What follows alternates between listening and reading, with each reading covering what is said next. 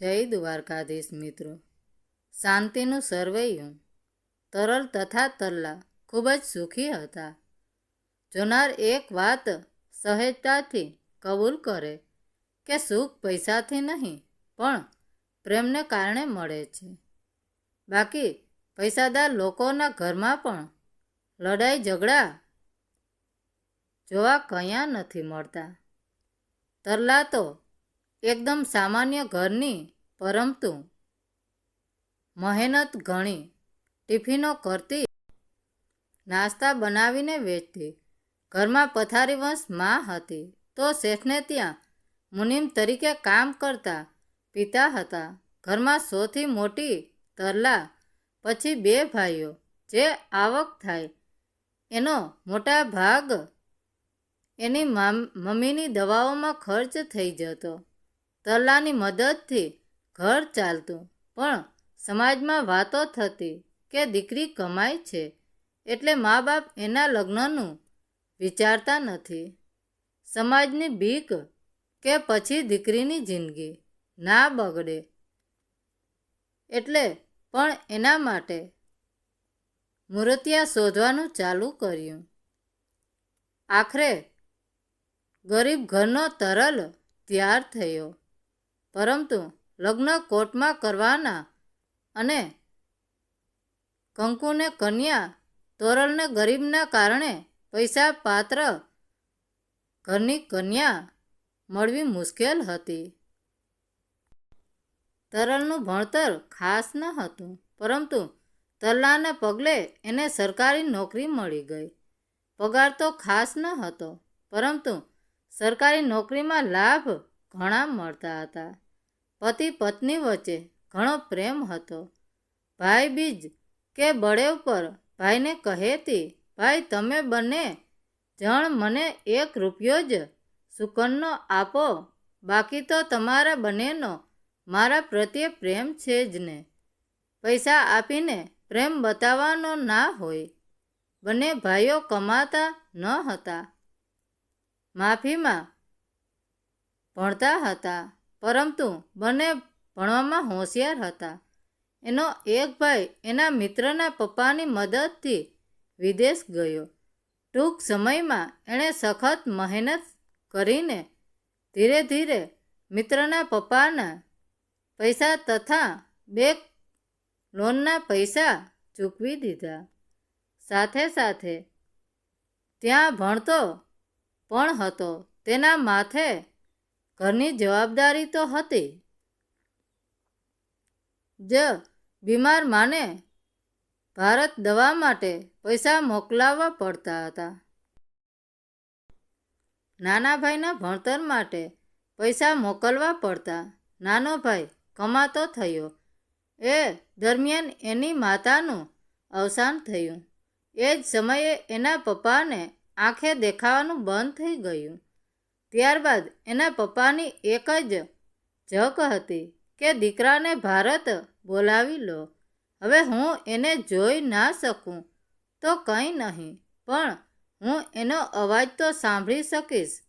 જોકે તરલાની મમ્મીના અવસાન બાદ તરલાએ પિયરનું ઘર પણ સંભાળી લીધું હતું. બંને ભાઈઓ કહેતા, તરલાએ માનું સ્થાન લઈ લીધું છે. જ્યારે એનો ભાઈ ભારત આવ્યો ત્યારે બોલ્યો, મોટી બહેન, મારી પાસે જે બચત હતી એ બધી વપરાઈ ગઈ છે.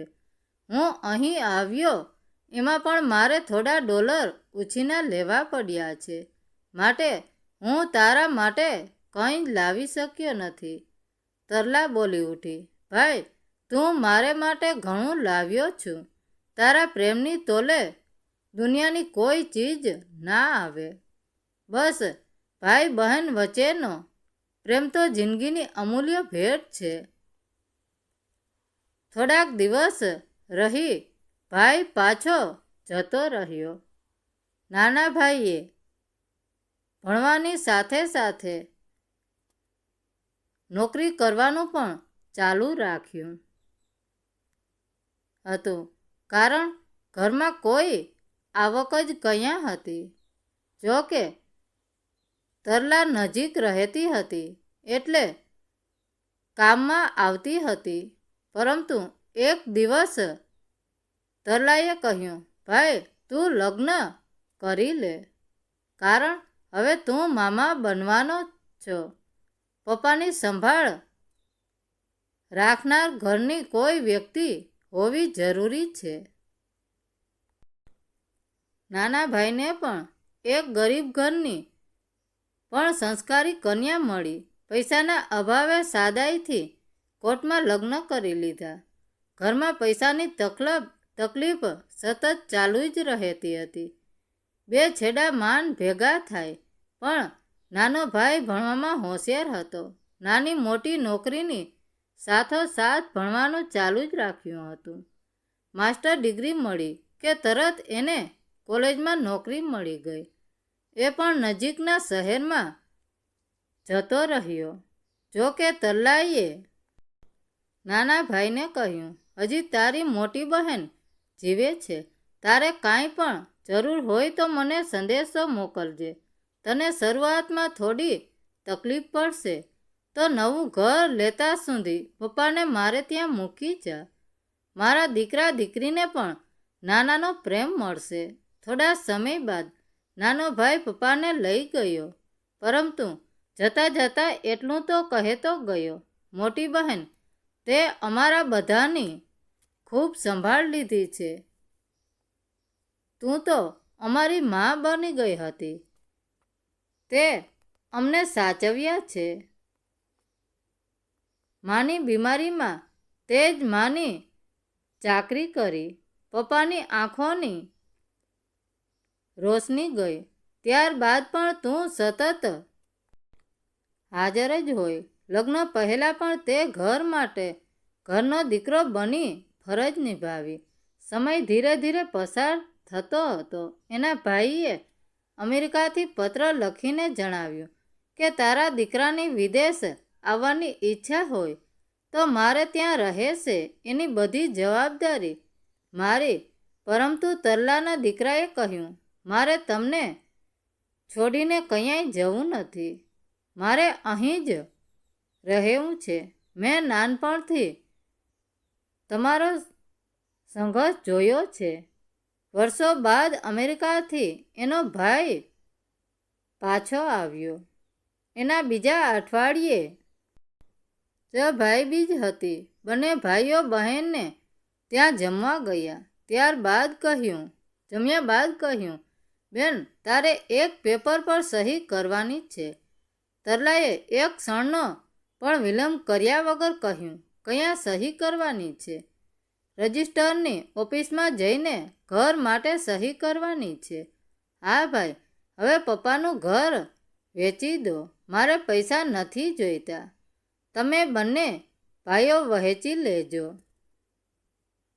મારે ઘરના ભાગના પૈસા નથી જોઈતા, પણ તમે બંને ભાઈઓ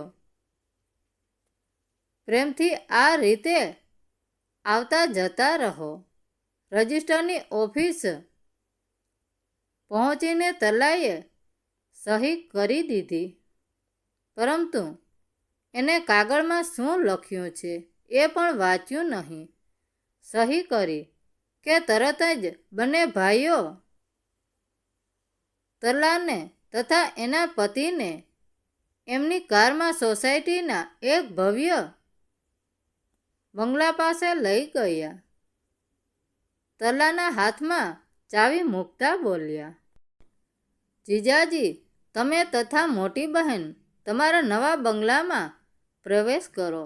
હવે તમારા ભાડાના ઘરમાંથી તમારા કપડાં સિવાય કંઈ જ લેવાનું નથી. જ્યારે તાળું ખોલ્યું ત્યારે બંગલામાં ફર્નિચર તથા એસી, ફ્રીજ, ગીઝર બધું જ હતું. તરલા તથા તરલાને તો આ બધું સપનું જ લાગતું હતું. એની આંખોમાં પાણી આવી ગયું. બંને જણા બોલી ઉઠ્યા, અમે સુખી જ છીએ. આ બધું અમારે ના જોઈએ. મોટી બહેન, તમે અમારા માટે કેટલું બધું કર્યું છે. પિયરમાં પણ ટિફિનો તથા નાસ્તા કરી ઘરમાં પૈસાની મદદ કરતા રહ્યા. જીજાજી, તમારો તો જેટલો આભાર માનીએ એટલો ઓછો છે. લગ્ન બાદ પણ તમે મોટી બહેનને દરરોજ મદદ માટે પિયર આવવા દીધી. એણે તો મા બાપની લગ્ન બાદ પણ સેવા ચાકરી કરી. અમે તો એનો બદલો વાળી શકીએ એમ પણ નથી. નસીબદારોને મા બાપની સેવા કરવાની તક મળે એ તો અમારી ફરજ હતી. જીજાજી, ફરજની વાત કરો છો તો અમારે પણ બંને બેનને ધામધૂમથી લગ્ન કરાવીને વિદાય કરવાની હતી. એ વખતે બિલકુલ ખર્ચ કર્યા વગર બેનને વળાવી. બેનને કારણે અમારે રસોઈવાળી બાઈ ના રાખવી પડી. મા બાપની સંભાળ પણ બેને જ રાખી. વર્ષો સુધી બેને બળેવ કે ભાઈબીજના પૈસા નથી લીધા. હવે અમે બંને ભાઈઓ ઘણું કમાઈએ છીએ. આજે અમે બંને ભાઈઓ ખુશ છીએ. લગ્ન વખતે નહીં કરેલ ખર્ચ બેનની પિયરમાં કરેલી કમાણીની રકમ, મા બાપની કરેલી સેવા, ભાઈબીજ તથા બળેવ પર લીધેલો રૂપિયો, એવો તો ઘણાય પ્રસંગો છે. અમે કેટલું યાદ રાખીએ. બેન, બસ આ બધી બાકી ચૂકવણી કરવી હતી. જોકે તે જે કર્યું એના બદલામાં આ ઘણું ઓછું છે. મોટી બહેન, આનો સ્વીકાર કરો, કહેતા બંને ભાઈઓએ તરલ તથા તરલાને પગે લાગ્યા. પરંતુ બીજી જ પળે બંને ભાઈઓને તરલા ભેટી પડી. ત્યારે ત્યાં હાજર રહેલા ચારેયની આંખોમાં હર્ષના આંસુ હતા. મોટી બહેન, અમે બંને ભાઈઓ ફોન પર જ્યારે વાત કરીએ ત્યારે અમને કાયમ થતું કે અમે તારા માટે કંઈ જ કરી શક્યા નથી. અમે તારી ઝકને કારણે વર્ષો સુધી 1 રૂપિયો જ આપતા હતા. તને તો ક્યારેય પૈસાની પડી જ ન હતી. પરંતુ અમને થતું કે આપણી જિંદગીમાં કંઈક ખૂટે છે. અમે ઘણું કમાતા હતા, પરંતુ તે અમને જે ખુશી આપી એવી ખુશી અમે તને આપી શક્યા નથી. જ્યાં સુધી તને સુખી ના જોઈએ ત્યાં સુધી જાણે કે અમારી જિંદગીના સરવૈયામાં શાંતિ ખૂટતી હતી. જ્યાં સુધી એ પ્રતાપ ના થાય ત્યાં સુધી સરવૈયામાં બંને બાજુ સરખી ના થાય. મોટી બહેન, જીજાજી, બસ આપણા બધાનો પ્રેમ આવો જ રહે એવા આશીર્વાદ આપો. અમે જઈએ છીએ. હવે દર વર્ષે આવતા રહીશું. હા, અને દર વર્ષે તારી ઈચ્છા પ્રમાણે રૂપિયા આપતા રહીશું, કહેતા હસ્યા અને સ્નેહથી માત્ર બંગલો જ નહીં, હૃદય પણ ભરાઈ ગયું. મિત્રો, વાર્તા કેવી લાગી? સારી લાગી હોય તો કોમેન્ટ કરીને જરૂર જણાવજો. ધન્યવાદ મિત્રો. રાધે રાધે. જય દ્વારકાધીશ.